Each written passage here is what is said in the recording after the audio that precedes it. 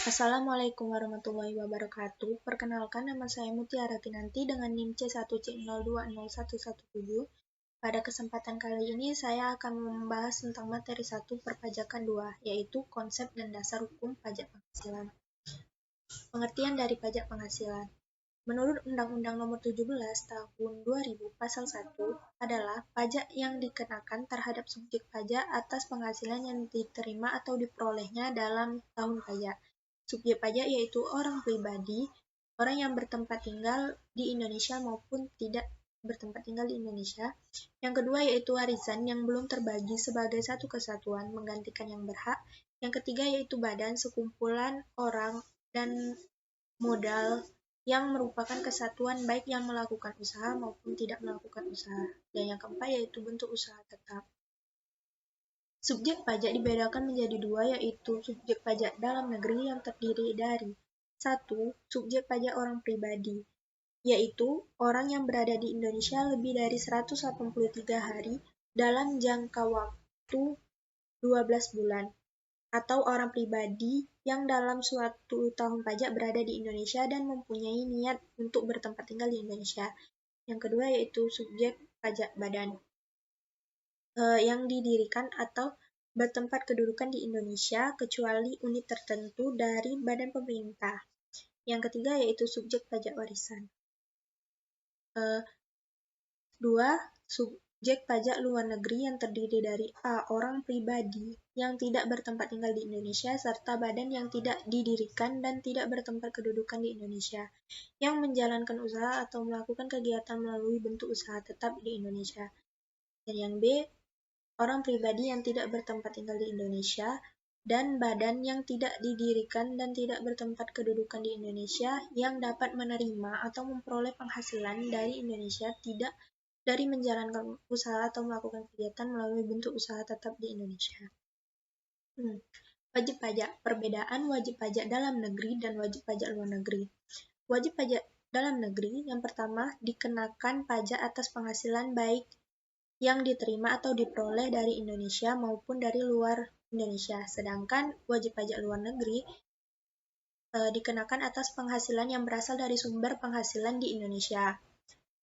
Perbedaan yang kedua yaitu wajib pajak dalam negeri dikenakan pajak berdasarkan penghasilan neto, sedangkan wajib pajak luar negeri dikenakan pajak berdasarkan penghasilan bruto. Wajib pajak dalam negeri menggunakan tarif umum atau tarif Undang-Undang PPh Pasal 17, sedangkan wajib pajak luar negeri menggunakan tarif sepadan atau tarif Undang-Undang PPh Pasal 26. Dan perbedaan yang terakhir, wajib pajak dalam negeri wajib menyampaikan SPT, sedangkan wajib pajak luar negeri tidak wajib menyampaikan SPT. Kewajiban pajak subjektif. Jenis subjek pajak. Dalam negeri orang pribadi, kewajiban pajak subjektif dimulai saat dilahirkan dan saat berada di Indonesia atau berniat bertempat tinggal di Indonesia, sedangkan berakhir saat meninggal dan saat meninggalkan Indonesia untuk selama-lamanya. Dalam negeri badan, kewajiban pajak subjektif dimulai saat didirikan atau bertempat kedudukan di Indonesia dan berakhir saat dibubarkan atau tidak lagi bertempat kedudukan di Indonesia. Yang ketiga, luar negeri melalui BUT. Kewajiban pajak subjektif dimulai saat menjalankan usaha atau melakukan kegiatan melalui BUT di Indonesia dan akan berakhir saat tidak lagi menjalankan usaha atau melakukan kegiatan melalui BUT di Indonesia. Yang keempat, luar negeri tidak melalui BUT. Kewajiban pajak subjektif dimulai saat menerima atau memperoleh penghasilan dari Indonesia dan akan berakhir saat tidak lagi menerima atau memperoleh penghasilan dari Indonesia. Yang terakhir yaitu warisan belum dibagi. Kewajiban pajak subjektif akan dimulai saat timbulnya warisan yang belum terbagi dan akan berakhir saat warisan selesai dibagikan. Pengecualian subjek pajak penghasilan yang pertama kantor perwakilan negara asing, yang kedua pejabat-pejabat perwakilan diplomatik dan konsulat atau pejabat-pejabat lain dari negeri asing. Yang ketiga, organisasi-organisasi internasional dengan syarat Indonesia menjadi anggota organisasi tersebut dan tidak menjalankan usaha untuk memperoleh penghasilan dari Indonesia. Dan yang keempat, pejabat-pejabat perwakilan organisasi internasional dengan syarat bukan warga negara Indonesia dan tidak menjalankan usaha untuk memperoleh penghasilan dari Indonesia. Selanjutnya ada objek pajak. 1. Penggantian atau imbalan berkenaan dengan pekerjaan atau jasa. Yang kedua yaitu hadiah dari undian atau pekerjaan atau kegiatan dan penghargaan. Yang ketiga laba usaha. Yang keempat keuntungan karena penjualan atau karena pengalihan harta. Yang kelima penerimaan kembali pembayaran pajak. Keenam bunga. Ketujuh dividen. Kedelapan royalti. Yang kesembilan sewa dan penghasilan lain sehubungan dengan penggunaan harta. Yang kesepuluh penerimaan atau perolehan pembayaran berkala. Ke-11 keuntungan karena pembebasan utang, ke-12 selisih lebih karena penilaian kembali aktiva, 13 premi asuransi, 14 iuran yang diterima atau diperoleh, dan yang ke-15 tambahan kekayaan neto. Pengecualian untuk objek pajak penghasilan. Yang pertama yaitu bantuan atau sumbangan termasuk zakat.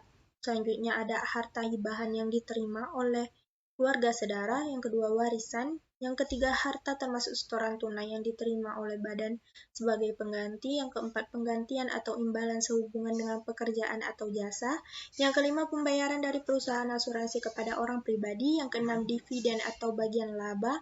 Yang ketujuh, iuran yang diterima atau diperoleh dana pensiun. Yang kedelapan, penghasilan dari modal yang ditanamkan oleh dana pensiun. Yang kesembilan, bagian laba yang diterima atau diperoleh perseroan komanditer. Yang kesepuluh, bunga obligasi yang diterima atau diperoleh perusahaan reksadana selama 5 tahun pertama sejak pendirian perusahaan atau pemberian izin usaha. Dan yang ke-11, penghasilan yang diterima atau diperoleh perusahaan modal ventura. Cara menghitung penghasilan kena pajak. Yang pertama, perhitungan besarnya penghasilan neto bagi wajib pajak dalam negeri dan bentuk usaha tetap dapat dilakukan dengan dua cara, yaitu menggunakan pembukuan dan yang kedua menggunakan norma perhitungan penghasilan neto. Selanjutnya ada dasar hukum pajak penghasilan. Peraturan perundang-undangan yang mengatur pajak penghasilan di Indonesia adalah Undang-Undang Nomor 2 Tahun 1983 yang telah disempurnakan dengan Undang-Undang Nomor 7 Tahun 1991, Undang-Undang Nomor 10 Tahun 1994, Undang-Undang Nomor 17 Tahun 2000, Undang-Undang Nomor 36 Tahun 2008, Peraturan Pemerintah, Keputusan Presiden, Keputusan Menteri Keuangan, Keputusan Direktur Jenderal Pajak, dan Surat Edaran Direktur Jenderal Pajak. Kesimpulan dari makalah ini atau PPT ini dapat disimpulkan bahwa pajak penghasilan atau PPH adalah pajak yang dikenakan terhadap subjek pajak atas penghasilan yang diterima atau diperolehnya dalam suatu tahun pajak. Subjek pajak penghasilan merupakan segala sesuatu yang mempunyai potensi untuk memperoleh penghasilan dan menjadi sarana untuk dikenakan pajak penghasilan. Subjek pajak penghasilan terdiri dari subjek pajak orang pribadi, subjek pajak warisan, subjek pajak badan, dan subjek pajak bentuk usaha tetap atau BUT.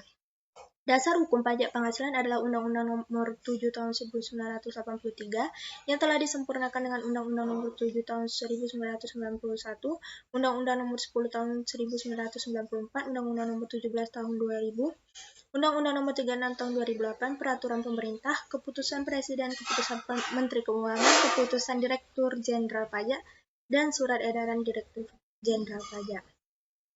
Nah, demikian presentasi yang saya sampaikan, lebih kurang mohon maaf. Saya akhiri, wassalamualaikum warahmatullahi wabarakatuh.